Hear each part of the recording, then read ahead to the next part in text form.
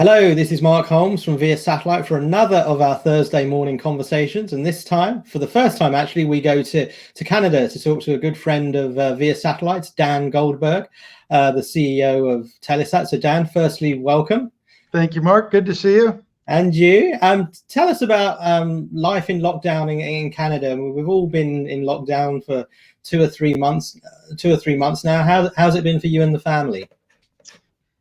Yeah, I mean, I don't love this. I'm not a work from home guy.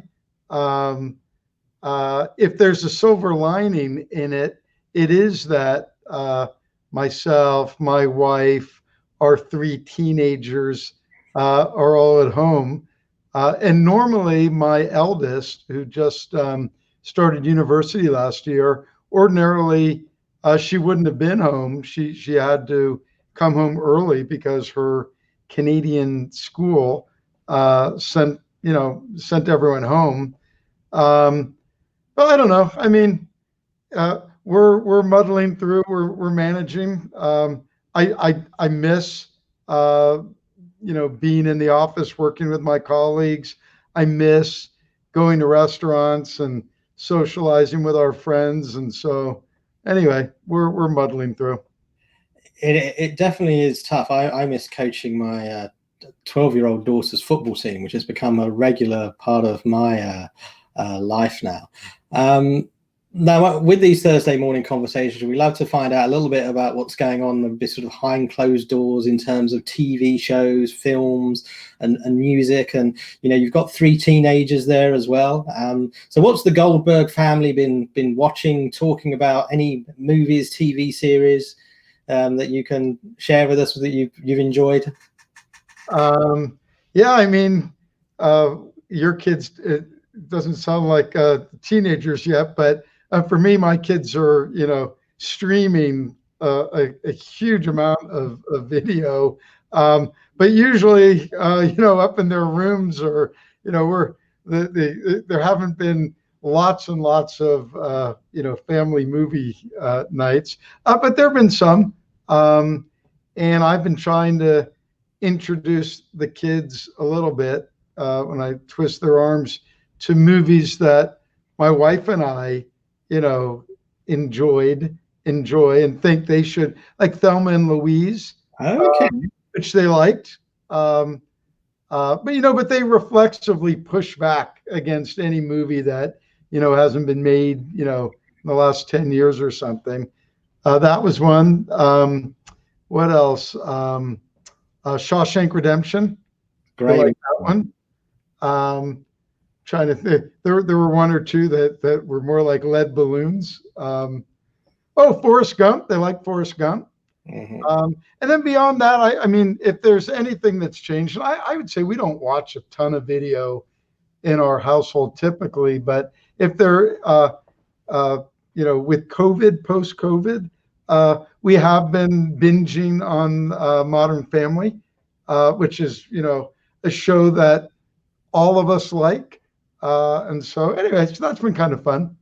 So Modern Family, we're up to about series 5, so we were very late to discover Modern Family. My daughter sees me as very much like a Phil Dunphy type character. I'm sure that. Yeah, no, I get slotted in that category by my kids. It's just the dad jokes, and he is funny. Phil is about my favorite. All the characters are quite good, and they interact with each other so well. But Phil in particular is I enjoy. He's very, very funny. They're fantastic. Just to go back to the movies, you mentioned some of those movies like Thelma Louise, Shawshank Redemption. Great movie. Seen that one 3 or 4 times myself. If I could ask you maybe what your favorite movie is, and one, even if it's one you haven't watched with your kids yet, if there's one movie that you look back on, you think that was just an amazing piece of cinema, what one would you go for? Big Lebowski, maybe. Okay. I'm big fan of that one. The Coen brothers, almost all their films, okay, I greatly enjoy.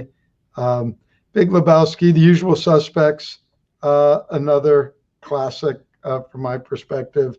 Pulp Fiction, another great one. Not sure all the kids are ready for Pulp Fiction yet, but uh, anyway, those are films I just think are great. No, good choices.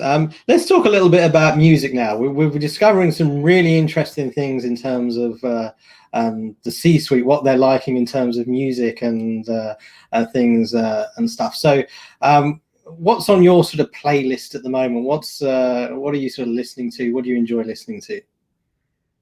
I do have a playlist, which frankly I've been probably listening to more, mostly because I've increased, the amount of running I do, and I've got those new great AirPod Pros, which are fantastic, and really good. The old ones I found when you're out running, they didn't kind of, they weren't as comfortable. So anyway, so I've been listening to my eclectic playlist a lot lately. It's big. I mean, my playlist is music that I listen to. Yeah, I mean, kind of throughout my life. When I put that playlist together, I thought about different music that I listened to at different times in my life, and then just started, yeah, I use Google Music, and yeah, I've loaded up a big playlist from music I listened to in high school and university and law school, We you need know, some different points. So it's eclectic. It's very eclectic. So give us some songs off that playlist. I'm sure you've built that playlist up now, so we need to know some. No, I didn't mean to build it up. I'm just telling you how. Um, there's a lot of REM on there. There's a lot of Jack Johnson on there. Yeah. There's a fair amount of Rolling Stones on there. There's some country music on there. There's James Taylor on there. There's just tons of music from these different stages. Yeah, different stages of my life where you'd listen to different things. There's Leonard Skinner on there. There's there's some I mean, it's not the most up to date, cutting edge playlist, and yet my kids, there's Tom Petty on there. My kids have all asked for this playlist because they'll listen to it in the car, and they'll begrudgingly, and the music's fantastic. There's great music on it. Let me pick out two of those artists. Two of those artists I'm big fans of as well. A big REM fan. I have most of their albums, I think. What's your sort of favorite REM album and song? Because they obviously have very different sounds throughout their career. Yeah. Well, so when I was in university, songs like "Don't Go Back to Rockville," "Superman," "I Am Superman," that period for me, I can picture the album. I'm trying to remember which album it is. Life's Rich Pageant, or is it the one before then? It'll come to me. It's the album. I can picture it. It's a black album. Anyway, but I'll tell you what. I mean, REM, that is a band okay. I mean, they were like multi-platinum, but when people tend to reel off top bands, REM often gets left out. But oh my God, they made so much good music over such a long period of time. Anyway, a phenomenal band. It's one of my regrets. I've been to many concerts, but I never got the opportunity to see REM live, and I would love to have done that. Yeah, me too. I've never seen them live.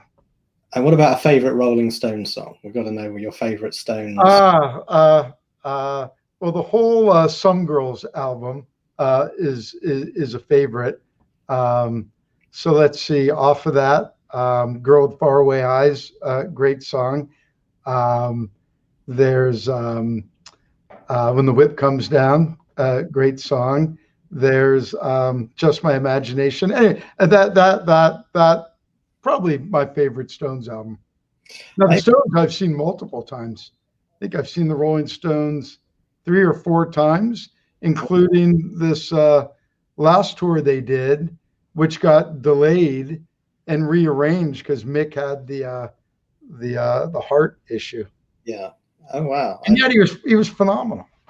It's amazing how they're still going and performing in stadiums with such energy. Real testament to them. They just go on and on and on, which is amazing. An example for all of us, Mark.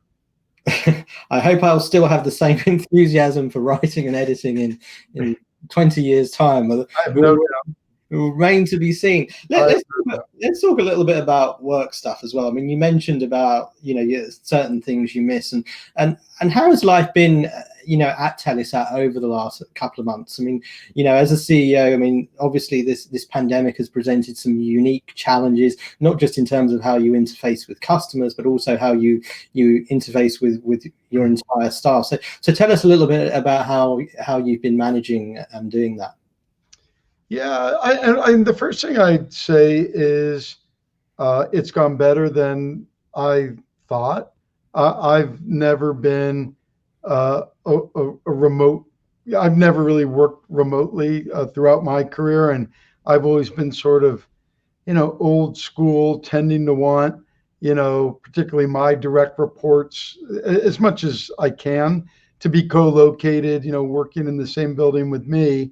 And I've always been a little bit dubious of how effective people could be and companies could be kind of working remotely. But we had a good kind of business continuity plan. We use Cisco platforms. So we use a lot of WebEx. Cisco Jabber is what we tend to use when we communicate kind of with each other internally. And it took me in particular a little while just kind of getting the rhythm of it. And I still haven't gotten it really. But we've done what I think is a pretty good job as far as I can tell. And, we're supporting our customers.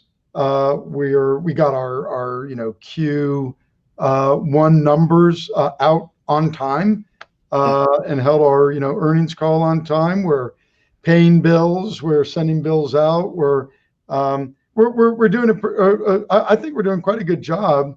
We've been challenged more on things like installs and maintenance. Right when you got to send a tech out to install a new site, and a lot of that our customers do, but particularly here in Canada, we do more of that, and that's been harder. And then we've just done things. And look, Telesat, we're only about 400 people. It's a pretty lean company, but we've increased our corporate communications. I send out kind of an all hands note once a week. We've done one kind of all hands broadcast, and that was somewhat interactive using the WebEx platform. We employees every week contribute videos and photos that our head of communications puts into a nice package and sends out. So I think we've done a pretty good job, but I for sure miss the in-person interaction and collaboration. So anyway, here again we're muddling through a little bit, getting it done. And what about relations with customers now? I mean, I suppose in the last few weeks we've talked a lot about particularly the mobility segment, because obviously that's seen as a big growth engine for a number of satellite companies, and we've seen aviation, cruise fairly hit. I mean, outside of that, do you think the industry, in terms of the way customers are able to pay bills, use satellite services, will remain fairly resilient? Yeah, I mean it's no one's traveling really, and so not seeing our customers as often as we typically would, as I typically would. Speaking to folks a lot, doing more video conferences than probably any of us have ever done before. But yeah, I don't feel like, I don't know, relations are framed or anything like that. Um, we provide service to that mobility segment. It's about 10% of our total revenues, and certainly our customers who are providing those mobility services have been under real pressure. And we're trying to do a good job working with them to accommodate them as they work through this kind of difficult period. Um, so yeah, I mean, for, at least from where I sit, we are collectively managing through this. And let's talk a little bit about Leo, because I think since we last spoke, there's been some really big events happen in terms of Leo. We've seen obviously LeoSat and OneWeb, big news stories involving them. And even though it's not Leo, we've obviously seen some big news involving Intelsat as well recently. As one of the big operators that has one of the more ambitious plans, I think it's fair to say, in terms of Leo, has your thinking been altered in any way from what you've seen, not just with these news stories, but general trends in the market as we enter sort of this post-COVID era? The short answer is not in the least. And if anything, I would say this, this COVID period and the vastly greater emphasis, maybe that's the wrong way to say it, but the greater cognizance that everybody has about the importance of broadband connectivity and high quality broadband connectivity has for me, if anything, just kind of reinforced how important it is for us to move forward and move forward quickly with Leo, on LeoSat and on OneWeb. Look, we're a small industry, and we all know each other, and I know well the folks that were working at LeoSat. Same with OneWeb. Know those individuals well, and I think that that both of those companies did really impressive stuff in terms of moving their respective plans forward. It's hard, right? I mean, Leo has a level of complexity that doesn't exist with Geo. It's inherently global, so there's kind of just big scale the minute you want to enter into the Leo business. But in truth, I personally was always skeptical of the approaches that both LeoSat and OneWeb were taking. For OneWeb, it was a whole lot of satellites, 600 plus satellites for what I thought was not enough capacity, right? I mean, I think they said it was about 1.5 terabit of useful capacity, and there were no intersatellite links. There was limited ability to lay the capacity down where the customers wanted it. And for me, they pivoted in their business case. Before it was kind of consumer broadband, and then they kind of pivoted to more of the markets that we've always been focused on with our Leo constellation, the enterprise segment. LeoSat, for me, there was just never enough capacity there. It was 70 some odd satellites in polar, but that's not laying down nearly enough capacity where the market needed it. So our approach, we've always focused on the enterprise market. We've always been focused like a laser on bringing enough capacity to the market, so terabits and terabits of capacity, knowing how customers consume capacity, and knowing that demand for broadband connectivity, it's not uniform around the globe. You need to lay that capacity down exactly where your customers want it, and you need to have the ability to dynamically move that capacity depending on where your customers want it, and depending on where that LEO satellite is, over the Earth. So our constellation was always designed to do that. Heavily focused on cost per bit, heavily focused on deploying enough capacity, heavily focused on having that capacity dynamically assigned. And yes, everything that we've seen over the past few months, notwithstanding what's happened with LeoSat, notwithstanding what's happened with OneWeb, everything for me is really reinforced that we're on the right path. And just a comment on Intelsat, because that's been, again, one of the other big news stories this year.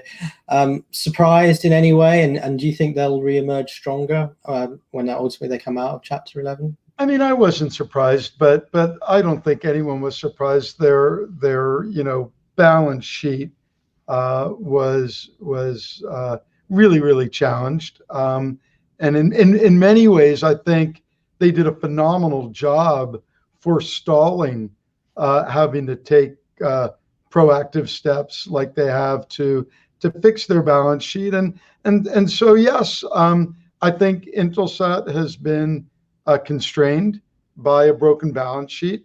I think if through this bankruptcy process they can remedy some of that financial weakness, then yeah, I think they'll emerge.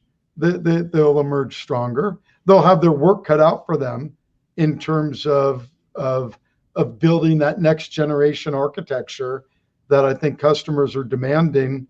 But no, I wasn't surprised. And yes, on balance, I think if they get through their process in a good way, they should come out a little bit stronger. And just sort of one final question.